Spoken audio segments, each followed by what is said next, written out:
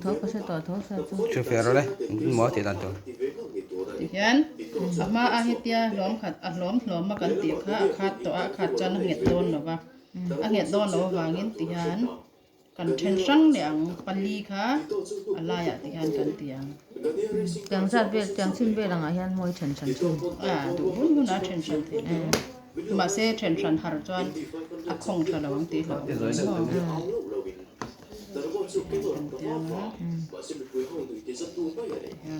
thuần xí khi mía cắn chặt lẩu chân thuần xí lẩu tay tóc xí à cắn phô khang này thì cái tiểu hen cắn bật parang na or around khăn na cắn tip phát tăng cắn bật phê lép phát tăng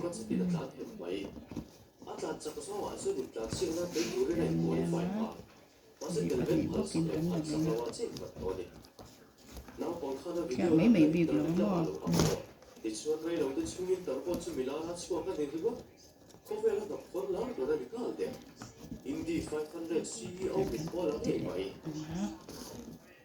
với con đi chào giá đón mình cái chả tách lẩu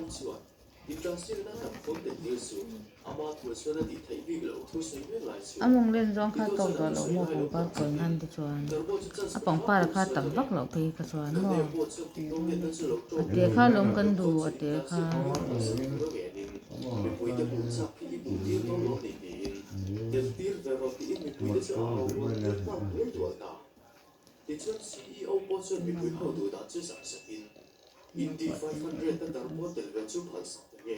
cái nào nó mới quên mang đây chẳng về thôi nữa mà cái nước mang này là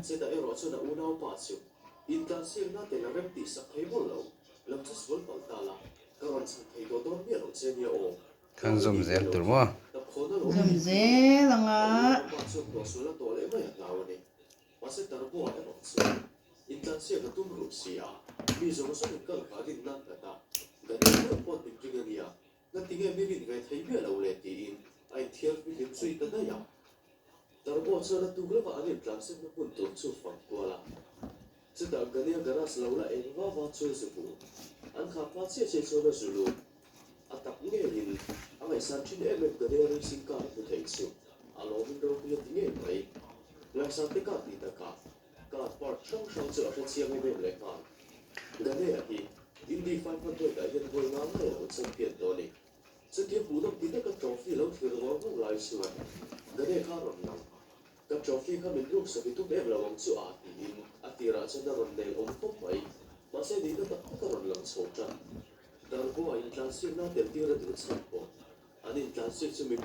sẽ sẽ thì lâu thì mua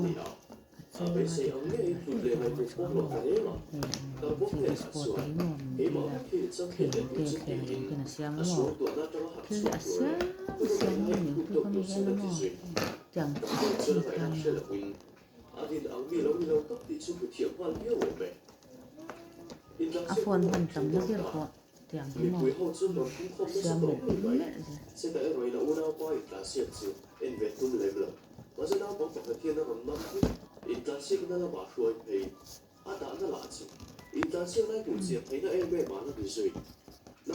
chả gì nữa khơi tổ tạo chức sao này mi à tổ chức này mi à tung rong thì don tổ lâu mi à tung tổ khăn hẳn thì tổ chân tổ là khơi tạo sao nắn đậu khà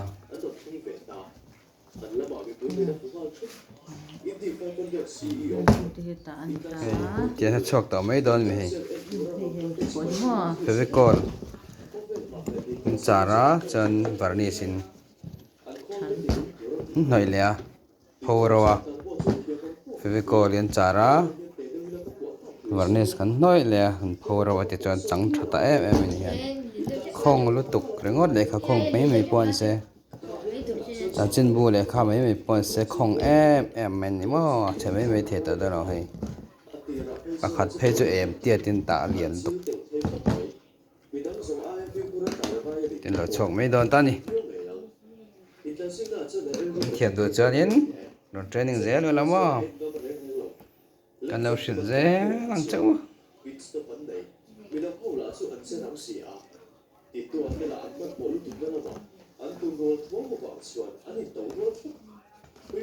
kena ti dan hi na ngamo a chụp hiện tỉ tay dưới là ngay tỉ tay chụp cho đùn hóa hiện cho về thế thì mà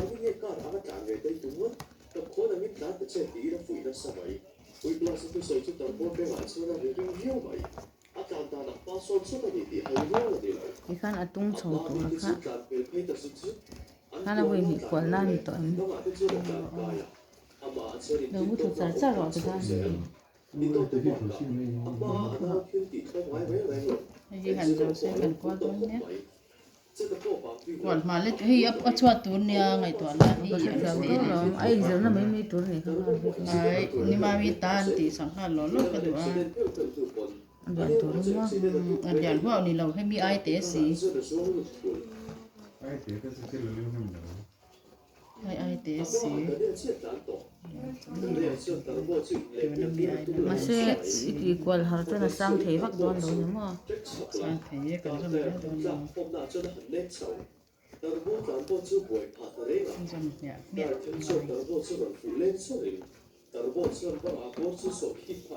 nghe ta sang về cái ngày na mang ta về xem nó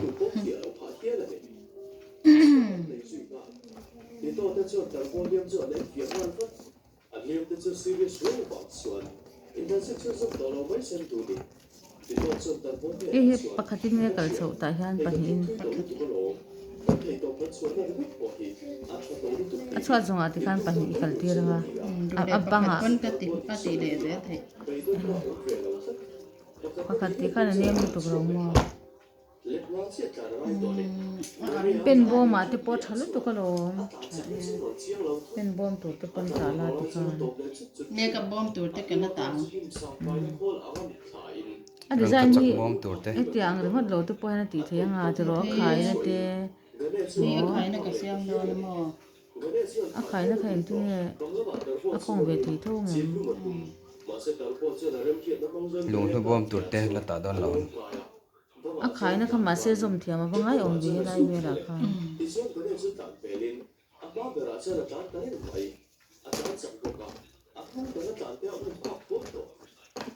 cái chuyện nó qua cho thì chứ đâu thiam nữa rồi thì đi tập quán tạ tới là phiền lắm chứ biết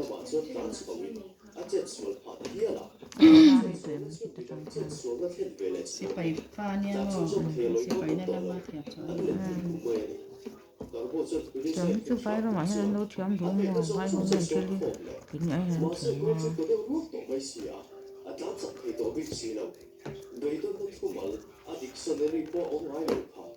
thì để xin nào thế nên chọc ta thôi rồi tuột mơ dễ lắm mò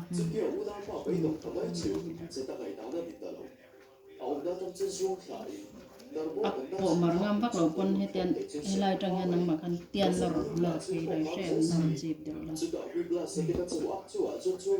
thì ra người ta á hết cả hai cả thể ở cái này thôi rồi thì hàng thế rồi thì rất hàng thế rồi cái lạc đàn rồi được sinh chim thế rồi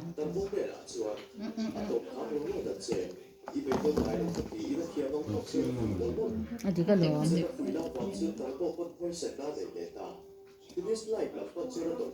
cái lỗ chọc rồi mình thì còn thì ra nó chọc thì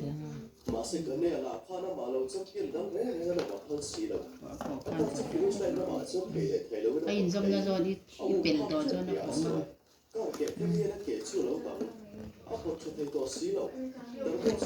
cũng rõ là trong nó cái cô cái gì này thì hàng thế rồi thế là ui ni her ni ka ôi mình cái hạt lò thì ra nó cởi xoáy đi angai ni lo mi her ui ni her đi akha do ko khan tia te cởi lo tia tủ pa ka boy ni her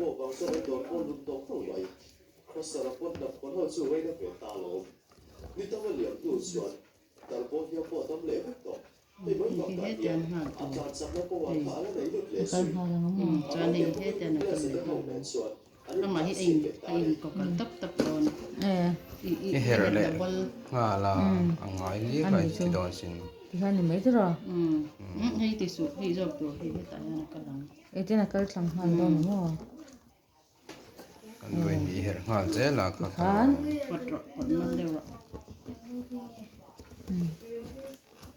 thì khán hi akal dan tu ra hi cái tiền à chung thế là cái liền hai là thế rồi hết từ trang hiền đúng không xoắn hay hi thế là cái liền thùng to thế rồi thì hiền thế rồi lo kha cái dòng xong à tôi thì tụi mà in dòng tụi rồi nha mà anh đi làm chán à chân đẹp bạn hiền chế ngay người không trong đầu và lên lại như ngay chuyện nữa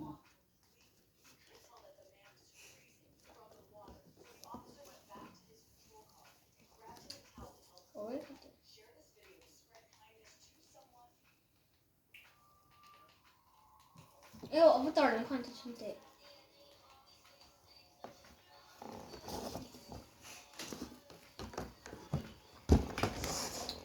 cái thế rồi anh đi ma rồi her lo kha hello bây giờ khi mua thì hiền hay thì hiền là cái lăng được thế rồi khán hay thế rồi cái tệ cái tiền tiền hay dòng tụi này anh cần đàn là khăn mấy thế rồi anh cần đàn tôi là khăn chán hay cái gì quật không anh dòng na này mà cho tụi cái tiền nọ chỉ phải mình an noi kal te le la kha kha hay ta hiền về thùng nàng tạ bằng này được tắc mua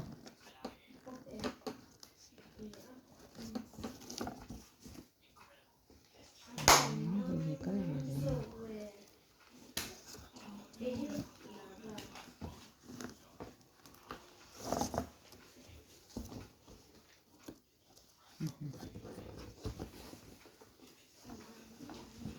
among khan du tok to la lian to người à he po lian ma he te se tok chu tu na để khi kêu đúng là tăng lian tok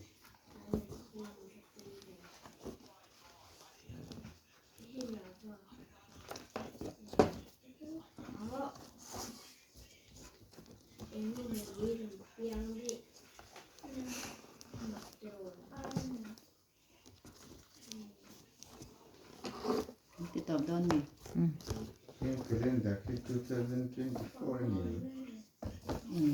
Today I play Bed Wars on every Bed Wars server. Every game on Minecraft Bed Wars that I play, I'm playing on a different server like Hypixel, Twist MC, Libracraft, and more. Can I play Bed Wars on every Bed Wars server as well? Let's go find out. So for the first Bed Wars server, we're starting on the best Bed Wars server, which is Hypixel. This is what the Hypixel looks like. There's the leaderboard right over there, and hey, I'm ranked number 73 for lifetime wins. There's the info board right over here that explains how to play Bed Wars, and then there's a bunch of NPCs. There's the role game mode, the 4v4 game mode, the squad game mode, and there's a tournament going on right now. I think it's the doubles tournament. There's the triples mode, the doubles mode, and in my opinion, the best game mode. nàng tạ cái tiền quỷ thì ăn chia khăn đúng không khăn to bằng khăn để lấy từ rồi hả khăn ăn quỷ thì số khăn thì khăn ăn mà lấy mà không cái tin cái lẹp quật rồi xem hay đi mua cái tin cái đi lá cho nó quậy thiệt cái nó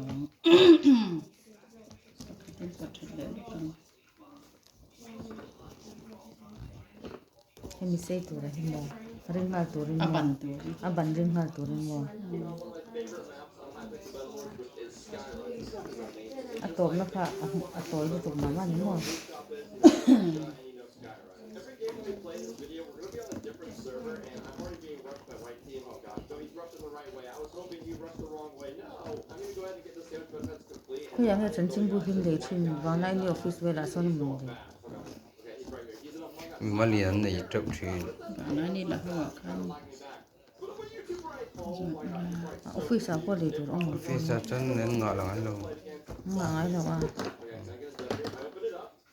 để tụi chúng ta khăn tiền vàng lại như là bộ cái số lỗi cần riêng à son mà We're going to go ahead and buy 3 golden apples and a lot of wool and a fireball, and chances 1 will block. tụi chúng là nữa Consecutive win on every single server that I play on, but that might be hard because Hypixel is like the ủa thằng ở đây là sao thì only lắm no, but how different can it really be, right?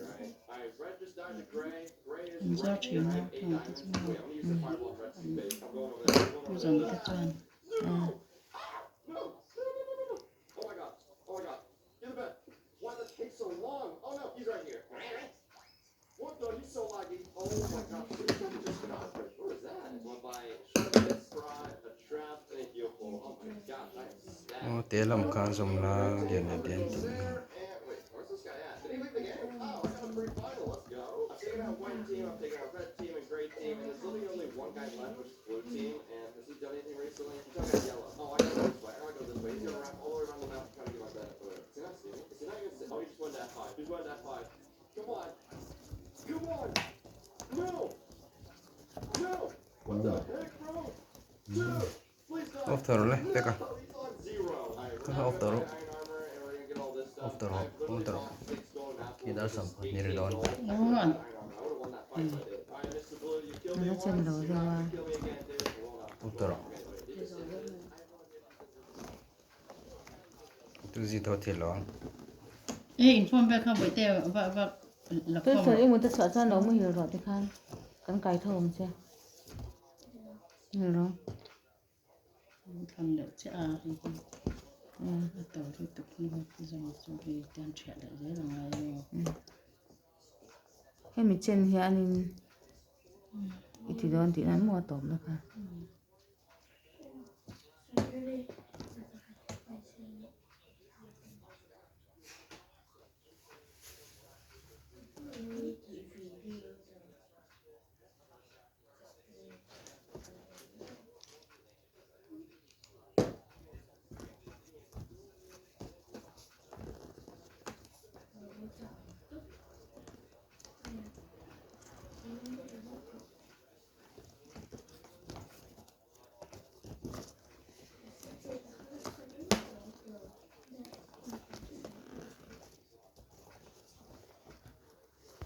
Đây là tờ chuyện. sẽ đi thì băng té lạc rồi năng chân ở đây cũng có tăng Saya dia cuma. Ahli pun mah. Ahli dia ngasih. Aceh mana lagi. thì khăn đến tiêu buộc thở dài là khăn mới làm chuyện gì không thể Mà là mấy cái mấy. thì khăn nó bảo khăn đi là phê diễn mấy tiếng ăn mò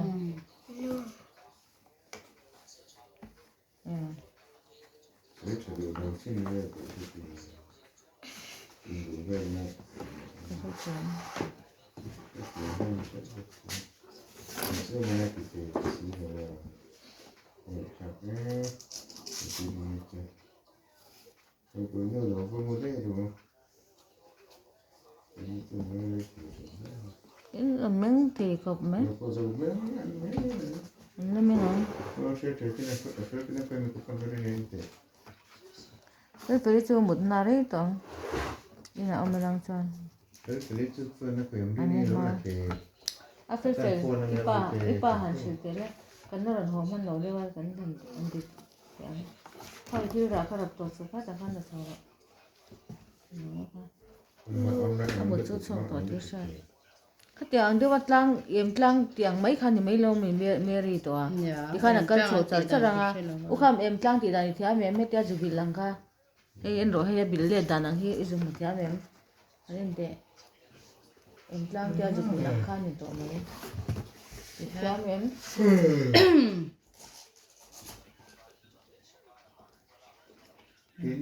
cái tiếng anh khăn thì mấy lâu nhiệt lang à phụ khăn Alay sang mấy. anh thì thôi em Ini saya sungai. Đang chưa